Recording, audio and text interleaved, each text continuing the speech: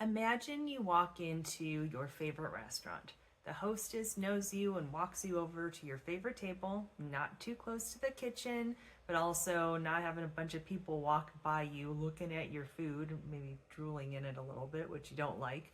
It's at least our favorite table being kind of tucked in the corner and not being in a big, walkway area.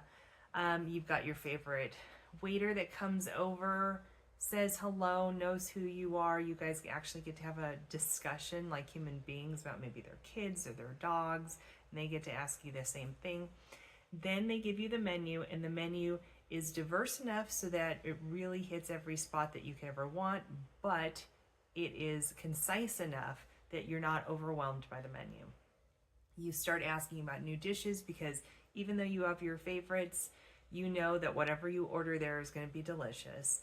And the waiter says, oh no, you can't have that, or you can't have this, or I don't think you'll like that, because they know what you like and you don't like, and they know your allergies. My husband is allergic to onions, garlic, and spicy stuff.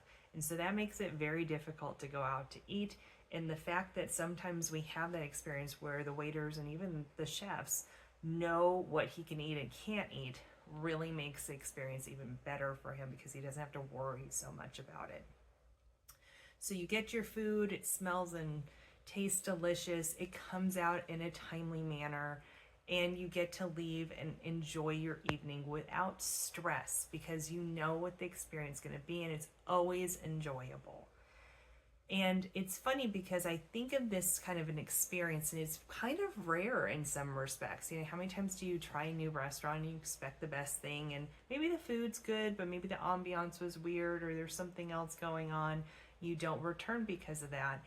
And you might have a drive-thru experience, right? They kind of throw the menu at you and they kind of run away, and then they say, yeah, and then they give me that, that kind of thing. And that happens a lot too.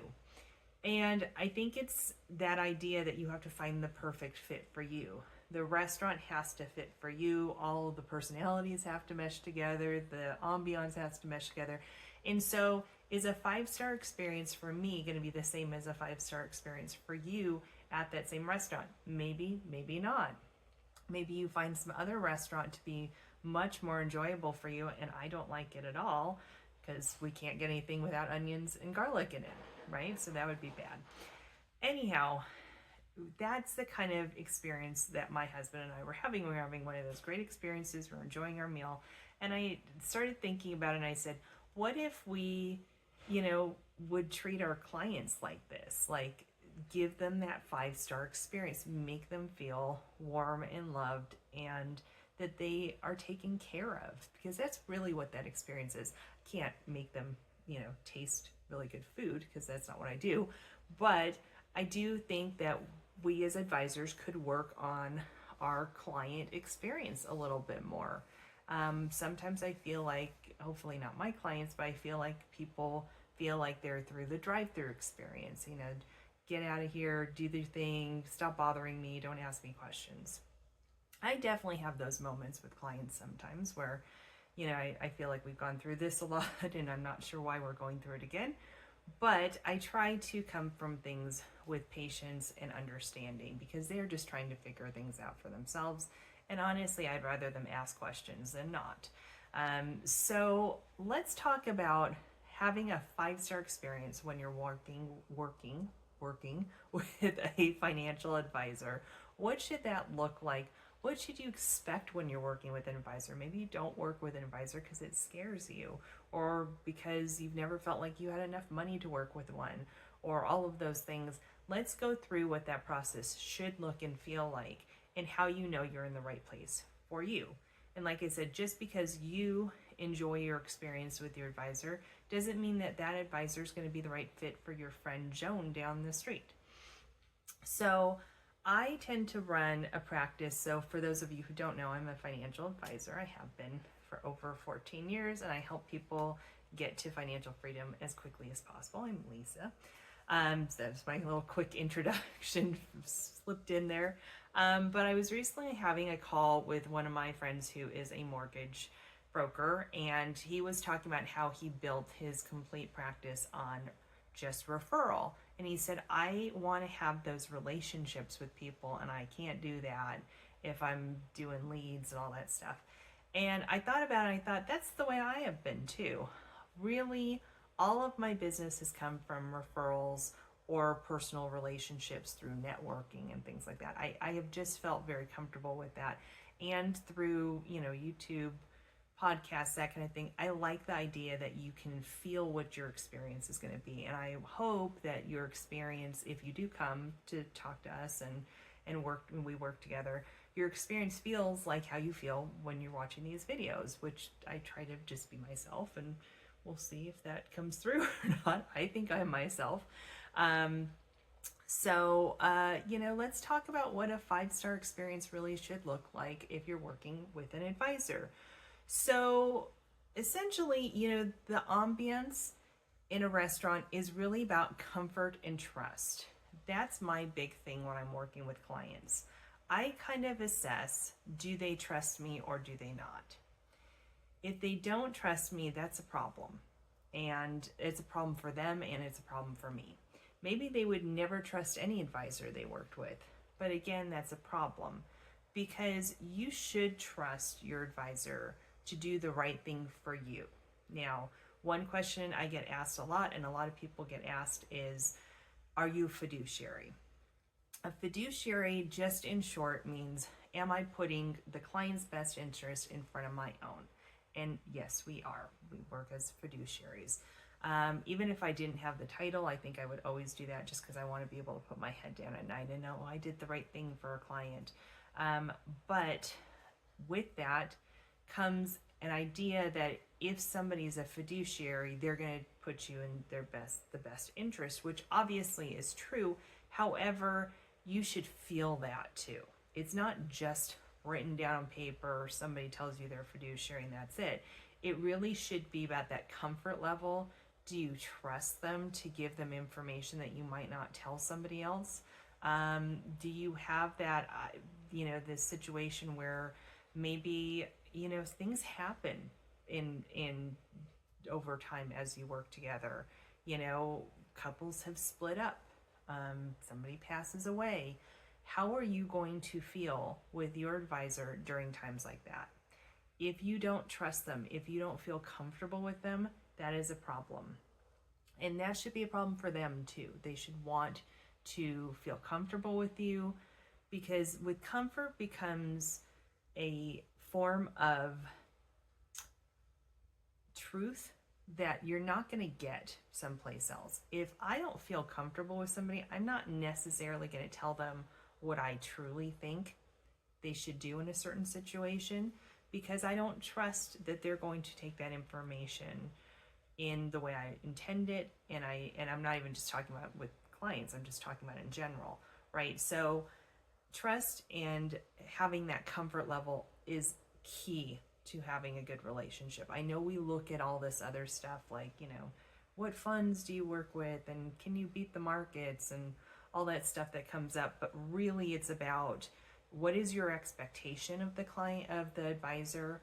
What is your experience with them? Do you feel like you could pick the phone up and call them with anything, and that they are not going to judge you, they are going to guide you, they're going to help you, and they make you feel good? Not just because they tell you what you want them to tell you, though. I am going to put that little caveat on there. Number 2 is the menu. Is it clear? Is it clear what we do for you? Is it clear how I help?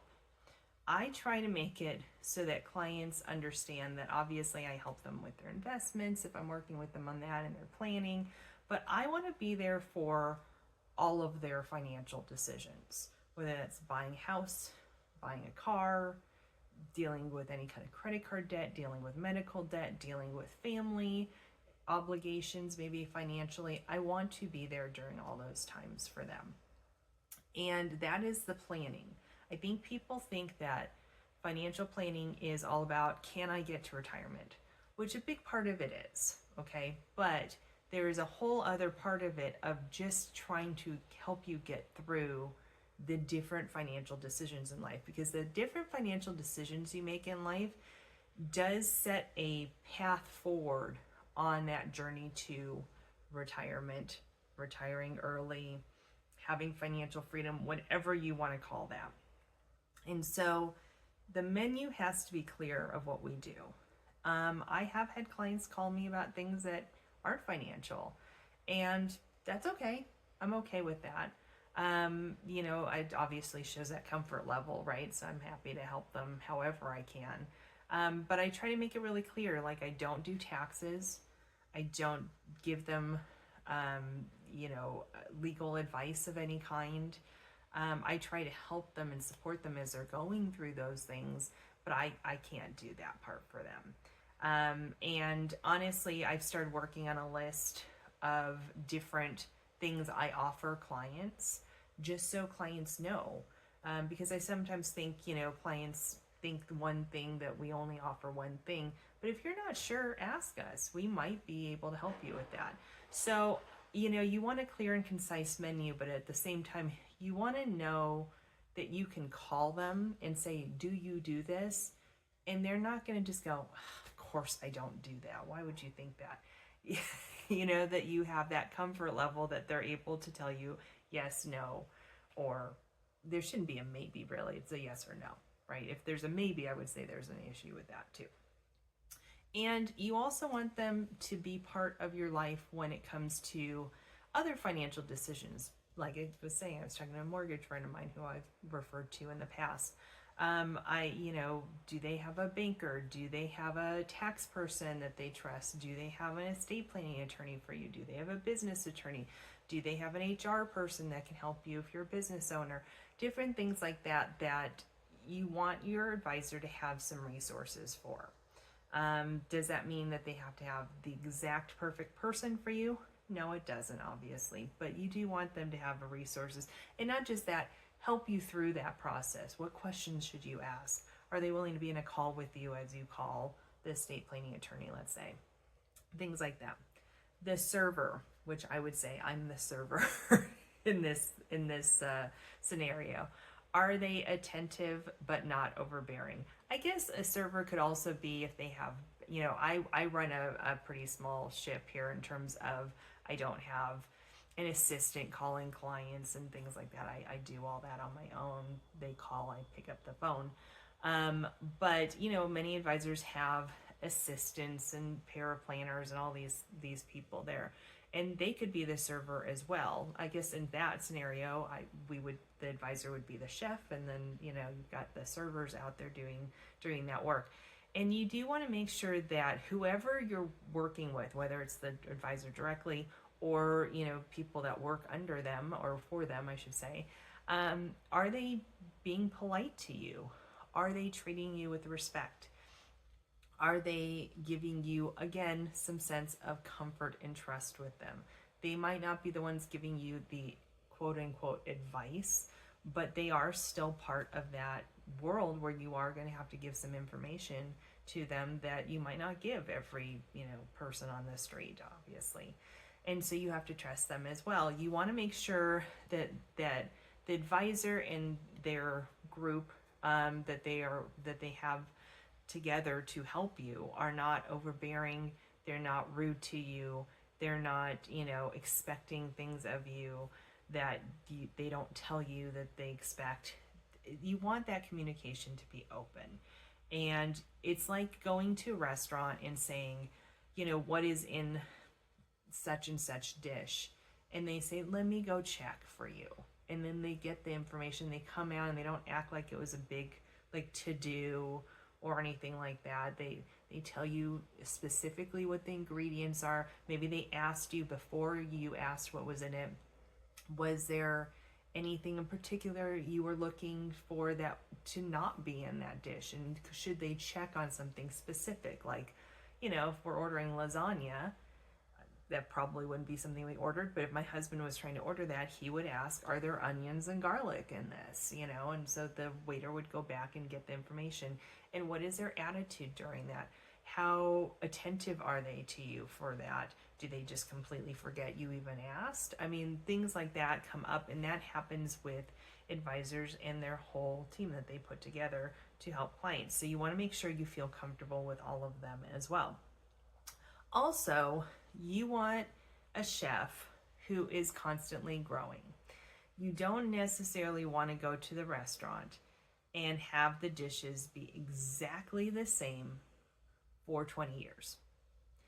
Now, obviously, they're going to have their staples. There's things, if they take something off the menu that you love, you're like, oh my gosh, where did that go? I love that dish, right?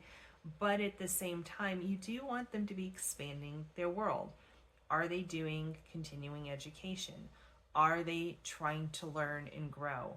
Do they have resources in the background that they can go to if they don't know the answer? And here's the key for me on this. Are they willing to tell you, I don't know, but I will find the answer out for you? That is a key component, right? Because if they are not willing to say that they don't know everything, that to me is that barrier between that trust and comfort relationship, right? You want to make sure that your chef for your financial plan is growing, expanding, coming into their own, is enjoying the world that they live in, which is finance. I'm always doing something new, thinking of some new way I can work with clients, some new concept that comes up, learning about. Recently it's been learning about the big beautiful bill that just got passed and what does that really mean for people. Trying to put together different things in terms of learning more about, I hate to say it, fraud and different things that are going out there, so that I know what's happening. I can educate clients to make sure that they aren't victims of things. This stuff is really important. I was at a advisor summit recently, and one of the gentlemen was talking about different things that they're worried about, and they said, I am really worried about cybersecurity. And that was kind of the first time I'd heard another advisor say that, but I realized I am too, because I have been constantly looking and just trying to educate myself more and more on this as technology just keeps growing. And unfortunately, fraud can happen. And unfortunately, it's an area that keeps growing. I've done videos on this if you are interested in that. So also the bill, right? When you take a look at the bill, you want to have transparency. You want to understand what you're paying for. You don't want to get surcharged or upcharged, I should say, for something like, sour cream when you didn't realize that was going to be an extra charge. We have a place we go to for breakfast, and they will always, we're there all the time, but I love that the waiters are always like, you do know that having fruit instead of some sort of potato is going to be $2 extra, right? I love that they check. I know we've been there a million times and they know us and everything, but I do think it's nice that they check and make sure that we know that, because they want transparency. They don't want somebody coming back and saying, you didn't tell me that it's $2 more, that kind of thing. I guess that's my whiny person voice. But you want to understand how you're paying, how it works, what you're paying. All of that should be very transparent to you. And traditionally, for most advisors, I would say, at least the practices I've run, there is reports that we run that has a very clear line of like what the fees were. And if you ever have any questions, you should ask for that report. That, can you give me a report that how the accounts are doing and your fees in it? They cannot produce that report, again, transparency is everything. And then lastly, you want to do a vibe check every once in a while. How is it feeling? Do you feel like you're getting attention, but not too much attention, like not annoying, right? You don't want somebody calling you every 3 hours telling you how the market's doing. That would be overkill. But even like sometimes, people say, are you going to call? I have had this happen before where they're like, are you calling me every week on stuff? I'm like, well, I wasn't intending to. Is that what you would like? And they say, no, I don't want that.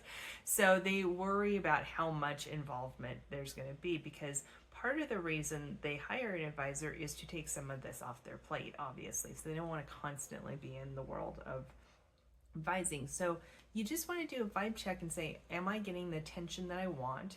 Am I liking the vibe? Am I liking the way things are going? Do I understand what they're talking about? Do I feel taken care of?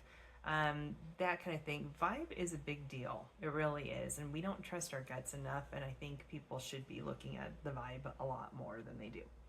So, as the saying goes, as a wrap up, don't settle for crumbs. If you do not feel like your experience is the way it needs to be, there is nothing wrong with that. And I know people stick around because A, they don't know where to go, but B, they think it's going to be a big hassle, big deal to move firms.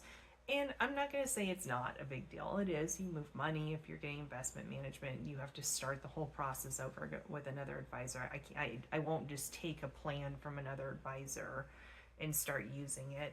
It's not, I don't even know if that's possible, but I don't want to do that because I don't know what the information is that they used, and it could be something I don't agree with, which your advisor should be very transparent with you that they don't agree with something if somebody else ran something for you. But you know, you don't tolerate bad service when it comes to a restaurant. You either, you know, go on Yelp and write a bad review, maybe go on social media and write a bad review, talk to the manager, you know, don't leave a tip, or you don't do any of those things and you leave a tip and you're unhappy, but you also don't come back to a bad restaurant, right? You know, if you have a bad experience and you don't talk to the manager and you don't leave a nasty review and you don't do any of that stuff and you leave a decent tip, then you still get the choice of going, I'm not going back there, which we have done before as a family. So you want to make sure that you would return to your financial advisor if they were a restaurant. Do they serve the food you like? Are they giving you the experience, the ambiance, the trust that you expect? And, you know, if you're not getting that, it doesn't mean you have to just leave your advisor, but maybe that's a good time to set up a call and just go through what you expect from them. And is that the way they work? And just be honest. Sometimes I think there's miscommunications that happen, and really it just needs to be a conversation, and maybe things would be all good and dandy. You know, if they don't know that you want them to touch base with them once a month, and that's not their norm to do that, then, you know, of course they're not delivering on that. And you should have a conversation, say, I'd like a touch point every month from you on a personal side, whether it's an email or a phone call or something. And they will, if they're a good business owner, will give you a straight answer. Yes, we can accommodate that, or no, I'm not going to accommodate that. And if that's something that's important to you, maybe we should part ways. And that's okay. You know, it doesn't mean that they're a bad person or a bad advisor or anything else. It just didn't fit for you. My husband has a saying, I'll wrap it up here because it's going a little long, and my stomach is growling because I want breakfast, obviously. But my husband has a saying when it comes to sports in general, but he's usually talking about football. And he says the player has to work for the team and the team has to work for the player. And he's usually talking about quarterbacks, you know, in football. But he's right. You know, he was talking about Mahomes and his team. I'm totally blanking on Kansas City, his team. And he was saying he works for the team and the team works for him. And he was talking about the coaching team, everybody else. And we were just talking about, would he be as good if the coach, which I don't know his name, was different? And, you know, maybe not, because would Mahomes work for the team and would the team work for him in the way it needs to? And that's the way your financial plan should feel like. It should feel like a really good game of football, you know, as often as you need it to be. So with that, I went all the way from restaurants to football. But with that, I hope that helped. And if you've been kind of on the fence to work with somebody, or you kind of are feeling dissatisfied, hopefully this will give you a little bit of knowledge, a little bit of talking points to have that conversation with your advisor, or to know what you should be expecting when you come to an advisor and what questions to ask, kind of. So, not kind of, what questions to ask an advisor if you're interviewing them. So with that, I hope that helped. Now I'm hungry because we've been talking about food and restaurants, so I'm going to go have breakfast. But I want you all to stay strong out there. Let me know if I can help in any way, and we will see you on the next video. Bye-bye.